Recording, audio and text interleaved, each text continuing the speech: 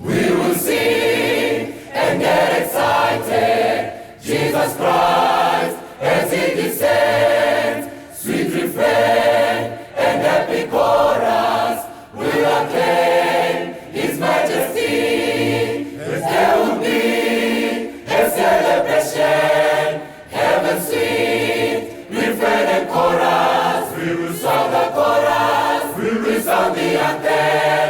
Sweet refrain, our song shall be. Tell the King of Kings supernal, who is Lord of Lords supreme, will approach his throne of glory, singing praise and with joyful noise. There will be a celebration, heaven sweet, refrain and chorus. We will sing the chorus, we will sing the anthem. Sweet refrain, our song shall be. Heaven's voice, stand at attention, listening to the great array, as we sing the song of freedom. Hallelujah, oh my love, as there will be a celebration, heaven sweet, refrain and chorus. We will sing the chorus, we will sing the anthem. Sweet refrain, our song shall be. As there will be a celebration, heaven sweet refrain and chorus. We will sing the chorus, we will sing the anthem. Sweet refrain, our song shall be. As there will be a celebration, heaven sweet refrain and chorus. We will sing the chorus, we will sing the anthem. Sweet refrain, our song shall be. As there will be a celebration, heaven sweet refrain and chorus. We will sing the chorus, we will sing the anthem. Sweet refrain, our song shall be. As there will be a celebration, heaven sweet refrain and chorus. We will sing the chorus, we will sing the anthem. Sweet refrain, our song shall be.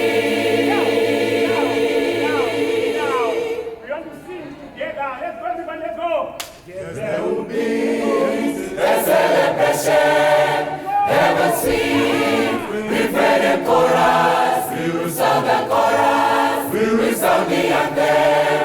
Sweet refrain, our song shall be. As there will be a celebration, heaven sweet, refrain and chorus. We will sing the chorus, we will sing the anthem. Sweet refrain, our song shall be. As there will be a celebration, heaven sweet, refrain and chorus. We will sing the chorus, we will sing the anthem. Sweet refrain, our song shall be. Allow me to pray.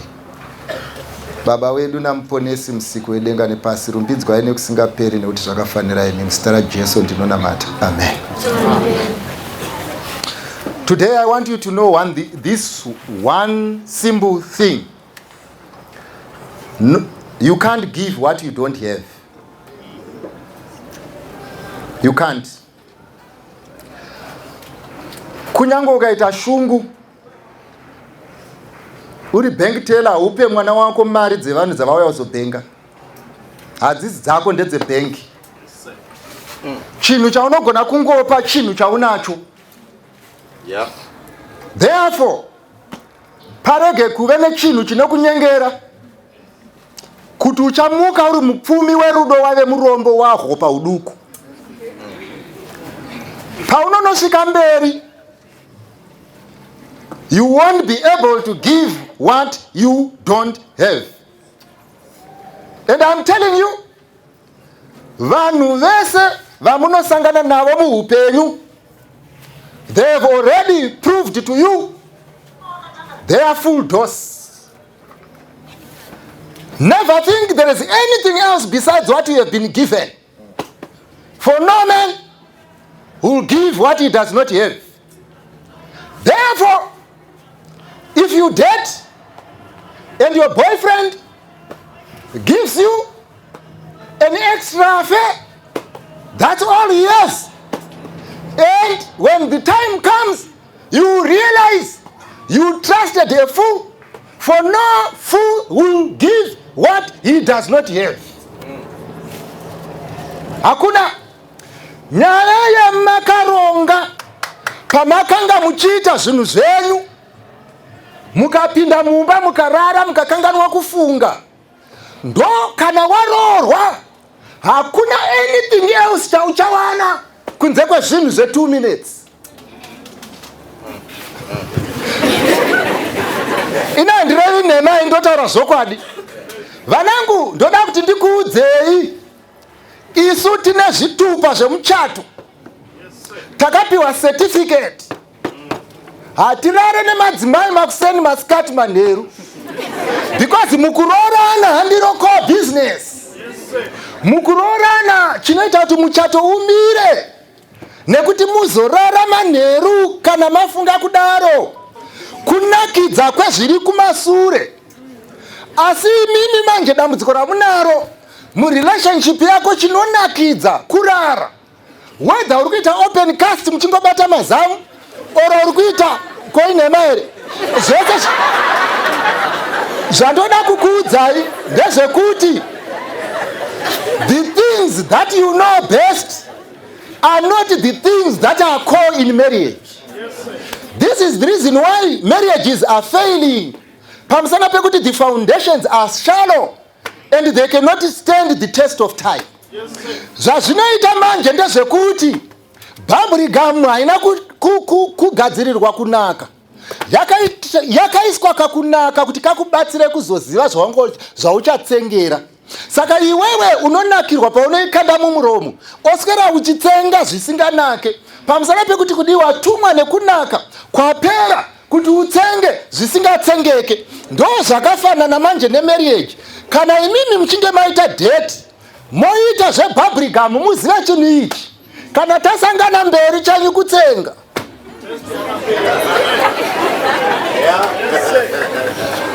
Asi mimi manje munofunga kuti hazviitike. Asi mimi vana vangu makaenda kuchikoro munonyatsozvinzwisisa. Baba vako vanoona bhora kusvika kuma12. Iwewe ndikakusiya nemusikana ungaone bhora kusvika kuma12. Saka vanoti baba vako murwere wepfungwa. Vanoziva kuti mwanangu kana zvichiitika ndezvinoti zviri nani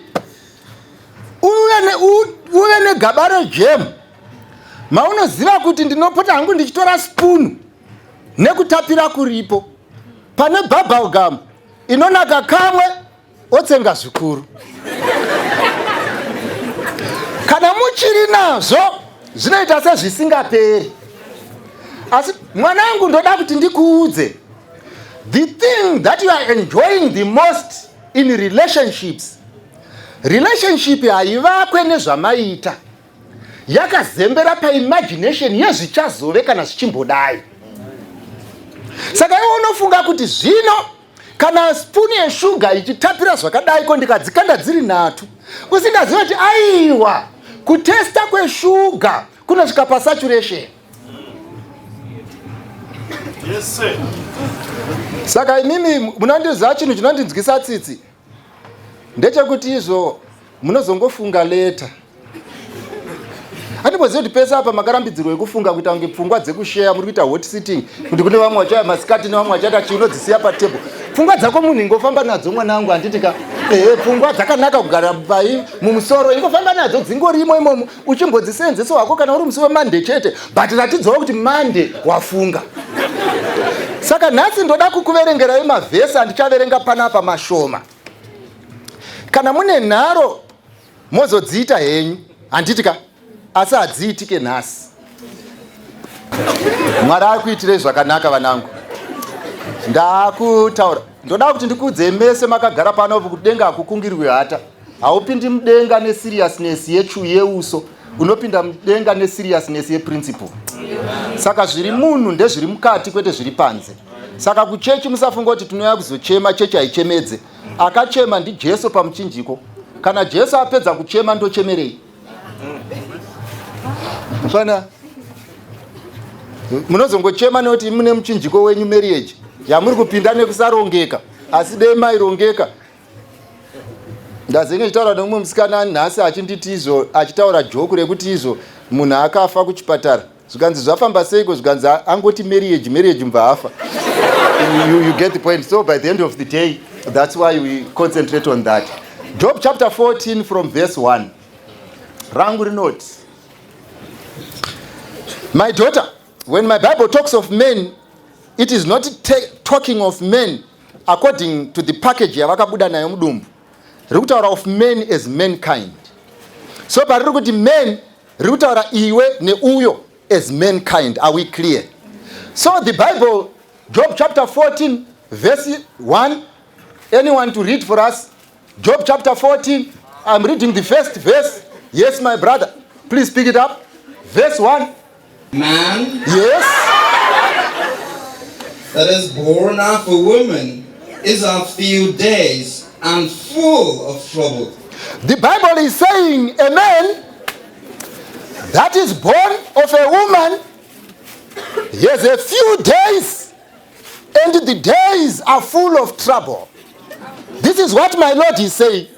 A man born out of a woman, he has only but a few days and the days are full of trouble. This is what my Bible is saying. My Bible is saying when you count your days, unarenga uchiziva kuti churu chema $100 ma US nechuru chema 1 cent. Churu chema 1 cent chinoita sechini chakawanda nekuti chinotora nguva pakuverenga asi in terms of value hapana chiripo. Asi churu chema $100 ndongoita 5 minutes ndoisa muhomwe ndaita kamari kangu. Bible wrote now a man born of women is only but a few days and they are full of trouble. Kana wakagara and you think kuti mazuva akawanda, mazuva ekudiwa akawanda, mazuva ekusega akawanda, mazuva ekudida nzira akawanda, uzive kuti unesaga rizere masendi. Vane mari kwadzo vanoziva mari ishoma dzinokwana muhomwe dzinobatwa neungwaru. Dambudziko riripo vazere nemasendi asina value, asina rugare, anorambwa nestreet kid. Kana makatarisa munoti ndine hombodo yeupfumi, musina hombodo yeupfumi. Why? You never sat down to assess. This is the reason why, guys, I want to tell you, iwewe kwese kwa wakabva unanyatsoziva kuna umwe wakapa 5 years, kuna umwe wakapa 2 years, kuna umwe wakapa 3 years. Uchingodida nzira unodziwanepi 8 years dzekupedza nevanhu vasina kwavari kuinda. Hauchigone kuti munhu ane mazuva mashoma panyika uapedze nebenzi, uapedze nepromisi yebenzi, uapedze nekurwadziwa nekusiyiwa nebenzi, uapedze nekugadzirisa nyaya dzedouble crossing, uapedze nekudzi excuse me zvakangoitika, uapedze nekuti uyu ndakangodanana naye hazvina kunge zvazofamba ndosaka ane mwana wangu but hazviite, uapedze nekunzi ndine mukadzi wandinoda kuramba asingangorambiki ndiwe. Amen. Born out of a woman, yes, but a few days and they are full of trouble. Yes. Inini pandokona muchidida muchidzika makapfeka majini anomecha, makapfeka dzinobata dzinomecha, makarukwa dzinobata dzinomecha, ndongoziva kuti he ano maruva anosvava. Amen. Yes, sir. Boyfriend yako chete inoramba zvinogara nekuda poto yemahumbwe. Hakuna munhu unogara.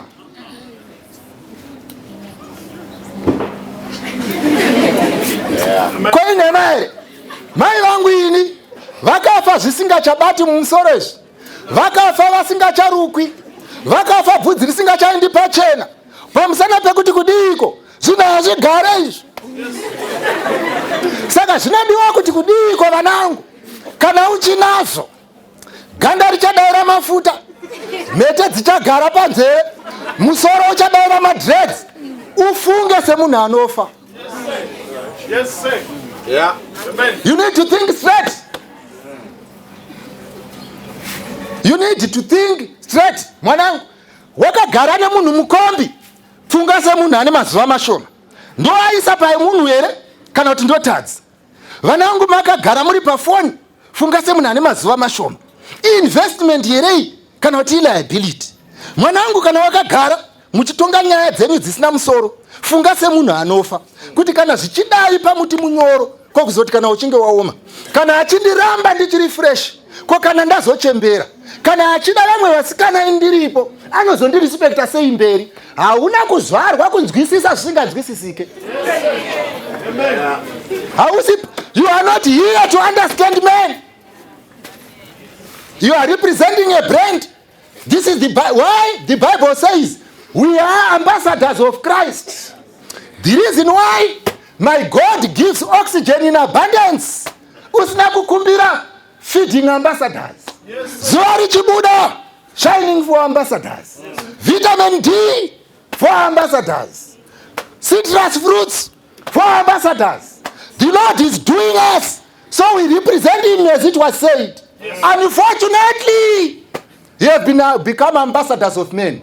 While you are flying flags of fashion, according to Romeo and Juliet, forgetting it was mere fiction.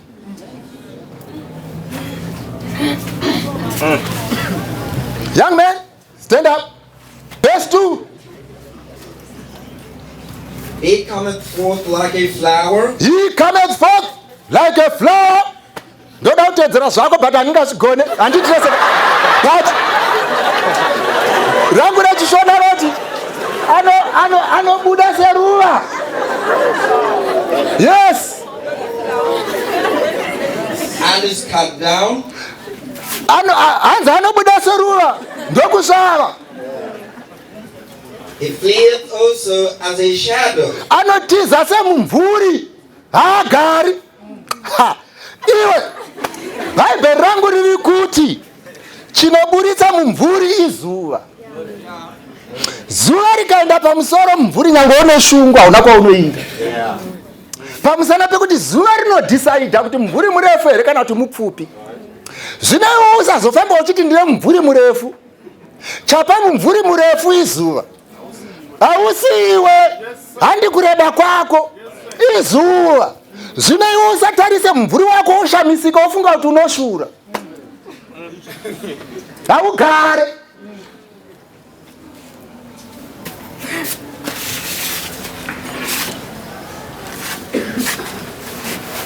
Iwe Bible rinoti unotiza sechi.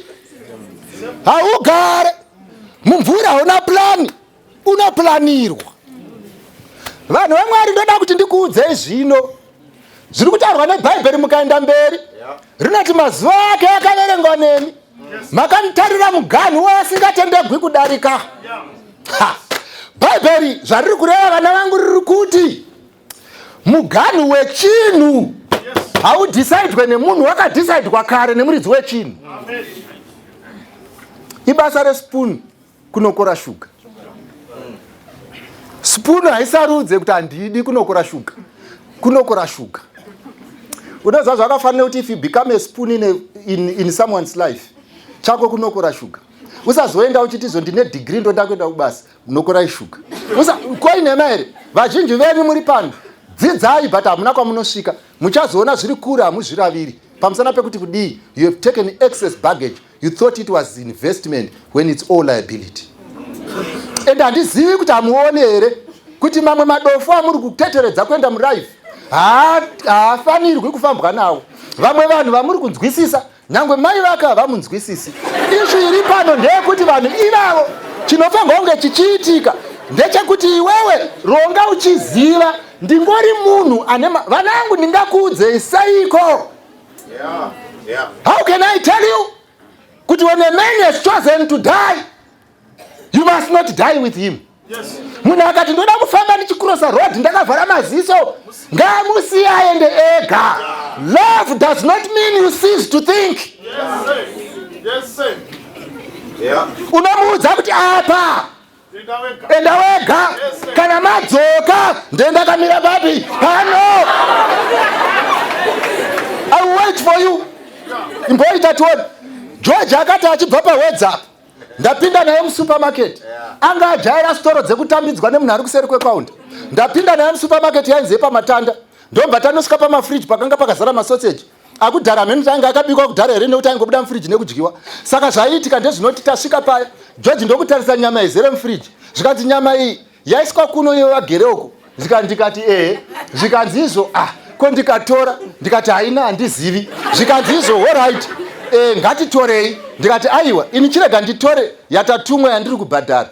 Iwewe otora imwe yacho yatichaita sei oisa muhomwe. Ndomba George aturira muhomwe dzese ndokumba dzazara kurembera. Indakabata ndobva ndasvika patiri, ndomba ndabhadhara mbva ndabuda. Ndichingobuda panze ndamumirira panze, ndikaona musecurity asvika paari, ndomba ambata ruoko ndomba aenda naye.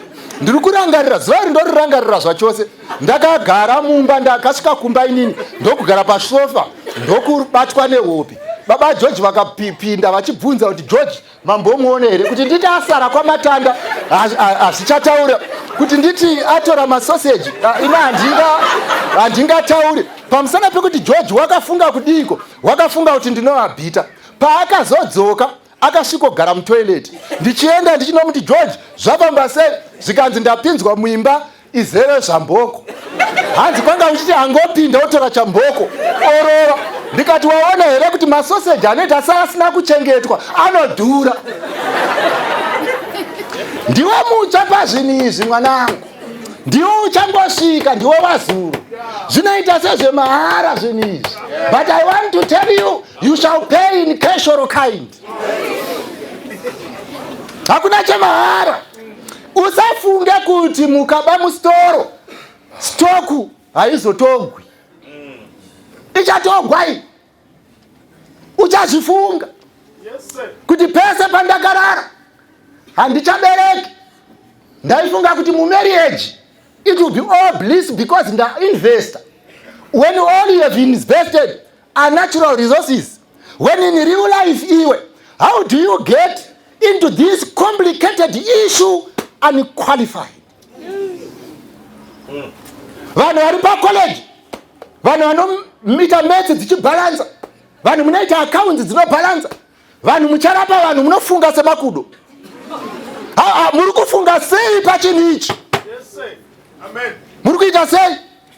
Kare tichakura isu tienda pazvikoro zvevakuru izvi tairespectwa mucommunity. Paizikanwa kuti pane vanhu vanofunga, paizikanwa kuti ndo vanotenga dzimba, paizikanwa kuti ndo mamaneja. Imi munobva pachikoro munonzi uri doctor papare, munhu wadoctor anoba mapiritsi, munonzwisa tsitsi kudarika vanhu vese. Pamusana pekuti kudiko you refuse principle in small things and you think you are going to manage great things, forget it. You are not worthy to be called a mother. You are not worthy to be called a wife. You are not worthy. Why? Because you think you can do it on your own. This is borrowed power. You need Christ in life. You need to be healthy. You need to be there. You need to use your brains. You need to think, ladies and gentlemen. You were born to think. And the education will not help you to think. Hazite, young man. Hazite. I am telling you. How is it going? Grade 1 ari pachiri, ne grade 7 ari pachiri, ne form 4 iri kwa gutu, newo hapa no pa college. Mese mnoshuta glue. Foolish people. Very stupid. And I'm telling you, kuda kuspenda upenyu wakadhakwa, kuspenda upenyu wakadzima, kuapply urombe, straight from college into the streets. Young man, young man, young man, I'm talking to you. Young man, Marie, it could be have been put to better use. Baba yako, vanodida road nema safety shoe. Vachiti they are investing, young man. Una utsinye. Amen. Muna utsinye. Yeah. Una utsinye. Una utsinye. Quit mai ve maricho. Mai kutengesa musika. Mai kuseva 3 months. Kuti uye pano. Kuti utenge mudzanga. Wekuti iwewe kana uchinge wakapedza. You will be worse. Kuna zvawakauya uri. Munhu akazvarwa nemukadzi ane mazuva mashoma panyika. Hausute nekusingaperiwe, hauzodhakwi nekusingaperiwe, hauzoikumbiri nekusingaperiwe. I want to tell you, baba vako vakatraya kukuupgrade, vakatraya kukubvisa kudark ages, vakatraya kukuisa to the kingdom of light, but you refuse. Amen. Kuramba kuti iwewe unorojesa munhu iwe zvadii nemari yemudhara mukuru. Inini mwanangu ndatenga foni, ndaisa mabundles, watumira mapicture usina kupfeka, saka watumira ndiani?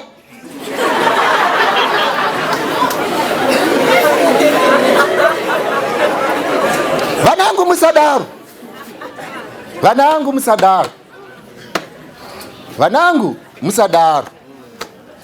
Unobvisirei mubereki wako hembe pacollege? Vanhu vakatotemba iwe.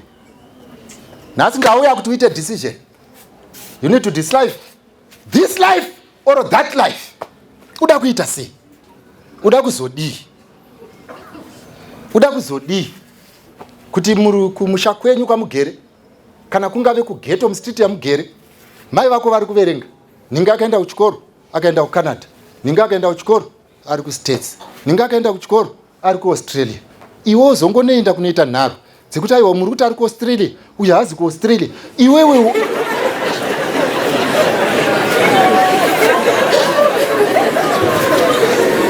handizive kuti ndingakuudzei sei, but bhaibheri rangu rinoti upenyu hwangu hwakanyorwa serungano muruoko rwenyu.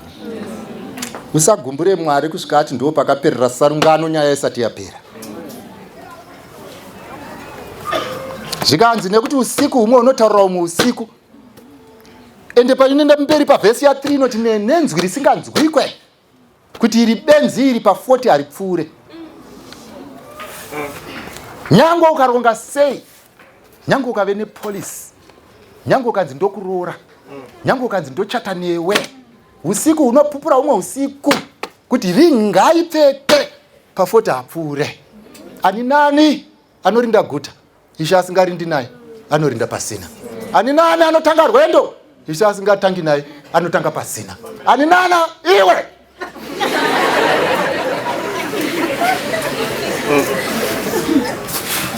Musadaro muri vanhu imimi.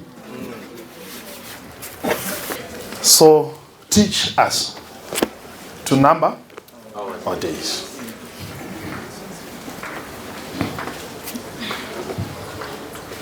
Mazuva mashoma mwanangu. Very few are the days. Mashoma zvokuti uswere uchidzinganisira nemaheartbreak. Mashoma. Uzviitewo munhu anoita rehabilitation yemarombe. Chichengeta munhu nekumunzwira tsitsi. Iye asina direction. Days are few. Wadire kushandisa moyo wako for charity. Panyaya idzi unomunzwira tsitsi, Mwari akamusika unoti hamuoni. Iwe unoda kupinda marriage nemunhu asina kana direction simply because uri kumunzwira tsitsi when the days are few.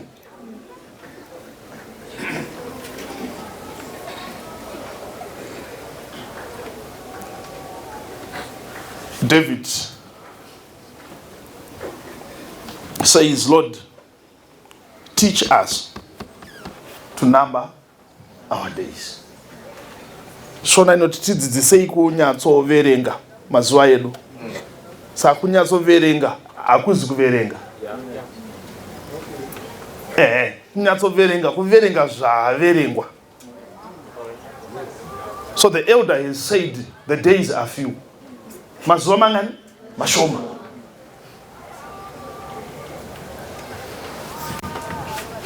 Saka tione vane makore college is 18 and above. That's straight, eh? Whoa, wow. Ndoda kukubvunza kuti iwewe makore akusimudza maoko aya ari kupi?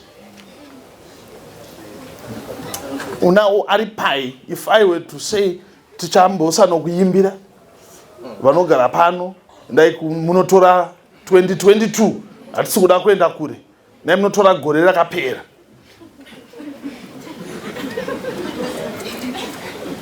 Ndo zviri kunzi pamunoti isusu tine 22 years, you are just but numbering, muri kungoverenga. Kana tazonyatsoverenga tinozoona kuti you have 22 used. Yes.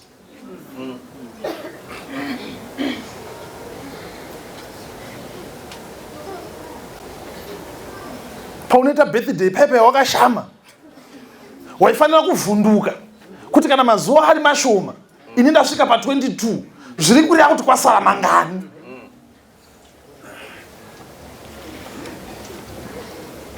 Muri peri vakomana, mazuva mangani? Mashoma. Mazuva mashoma. Andi manzwa muprofita waitaura kuti vanga vari pano 20 years ago. Mazuva mangani? Mashoma. Lord, teach us to number days. Anzi zvinoita kuti tirarame tine moyo yakachenjera. Now, wisdom is not knowledge. Education without Christ produces polished weapons for the devil. Vakawanda venyu, you have knowledge, asi hamuna wisdom. Hakuna university inodzidzisa wisdom. Wisdom inobva kuna Mwari. Lord, teach us to number our days. Mazuva aya mashoma. Mazuva mashoma ndoda kupedza nemunhu anokuchemedza. This other time ndaibva kuparire nyato, ndiri kupfuura pana Benza paavenues, ndikuona vanhu vakaungana. This guy ari kurova musikana. Iwe unorova musikana? Ndobva ati akadhakwa. The guy now akadhakwa. And the girl said, pese paanondirova anounyepera vanhu ndakadhakwa. And I was like, are you telling me kuti haana kutanga kukurova nhasi?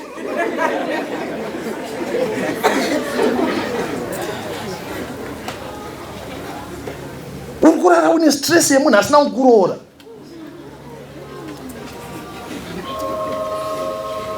Lord, teach us to number our days. Mazuva mashoma. Unoziva kuti ishu yekuziva mazuva. Ask your mothers and your sisters who once fell pregnant and sitaura dzenyu dzekusotora dzamusiri proud of. Taurai proper pregnant. They know their days. Because mutemo wenhumbu akaitakura ndiye anofanira kuziva mazuva ano.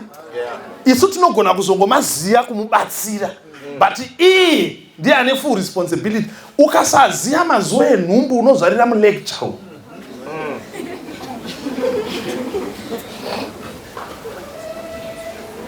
The days are few. Lord, teach us to number our days so that we may apply our hearts unto wisdom. Atina nguva bamnini yekuswera makastika. We no longer have that time. God created you to enjoy this life. Christ died for you so that when you receive him, you will have a better life. We want to enter into a season of prayer. Pastor Usa, please come. We told you we are here for business, we are here to save souls.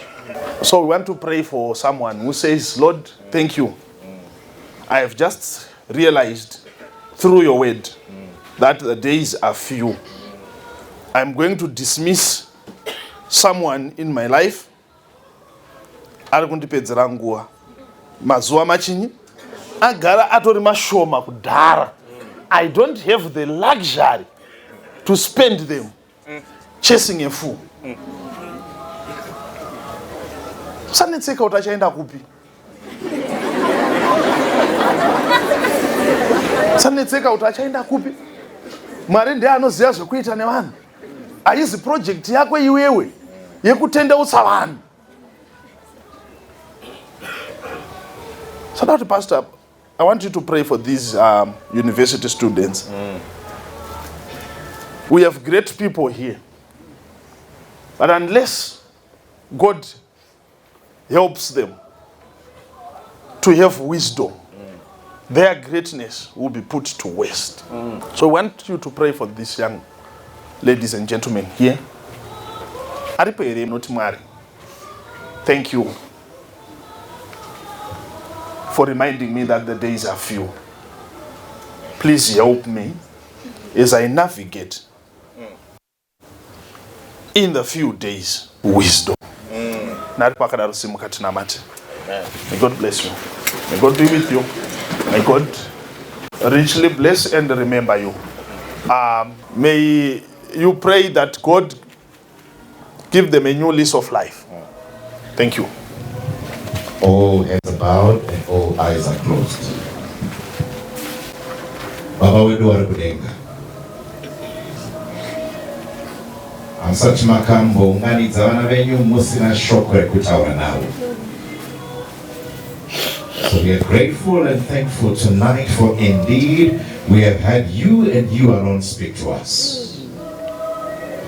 Thank you for your word in season that has reminded us to number our days. Tidzidzisei Mwari kuverenga mazuva edu. Mazuva aya mashomanana kwazvo, azere nekutambudzika. Asi munyengeri diabolos wauya nekunyengera kwake kwose nemano ake ose, kuti mazuva mashoma iwaya tiapambadze pane zvisina maturo. Tibatsirei nekuda kweshoko irori. Help us, because of this word, to live for you and for you alone. For many years, for a long time, we've spent our days, we've spent our times trying to please somebody. Takapambadza mazuva tichedza kufadza vadikani. Asi Mwari tinotenda. We are here, we've stood on our feet because we want to live for you and for you alone. Tinotenda Mwari nekuda kweshoko irori. Tine zvizhinji zvanga zvichitikwevera kwakaipa. Wakaipa wakatipa tikapambadza nguva mukunwa zvisinganwiwi, tikadya zvisingadyiwi, tikatandara kusine nhando, tikarara dzimwe nguva kwataifanira kunge takarara nevataisafanira kunge takarara navo. Asi tinotenda neshoko irori Mwari. Lord, teach us to number our days. Tinotenda. We are choosing you and you alone. Tinokusarudzai tenzi kuti mugare muupenyu hwedu. Toga Mwari hatina simba. Zvatoda kukurira toga Mwari hatina simba. We have no power to overcome the power of the devil. Asi simba renyu roga Mwari can give us victory. May you bring us and even more to these services as we hear you speak to us. This is our humble prayer. In Jesus' name we pray. Amen. Amen.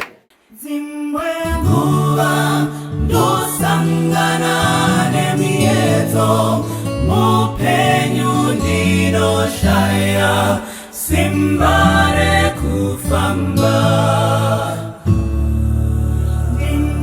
Shinga kufamba mzira nyangwe Shore matindola mbube Pechonde li Baba Dino chema na buzika Dibatei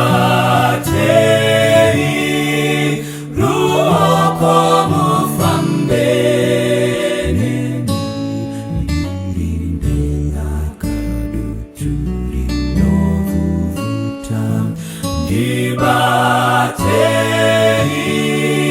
Ruoko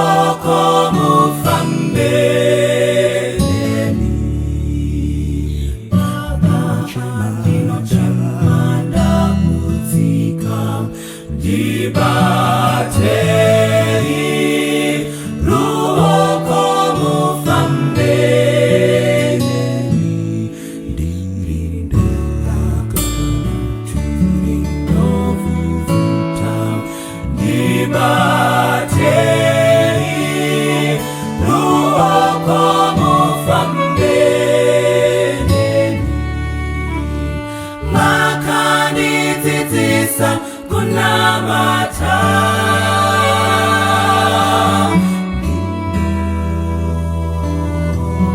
Pfugama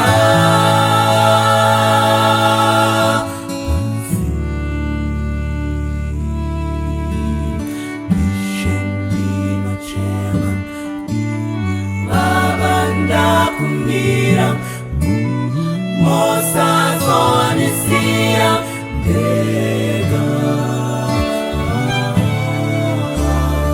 ishendino chema baba ndakumbira mosazonisia ndega